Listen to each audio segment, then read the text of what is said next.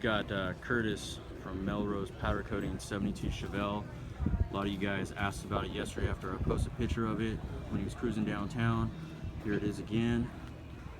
He's got a healthy big block in it. I don't have the exact specs of what he's got done to it, but if anyone knows Curtis, that thing's packing heat for sure. Killer stance.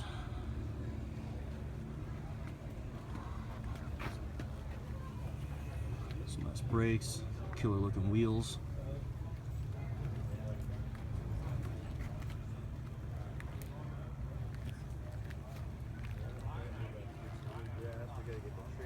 It's an automatic.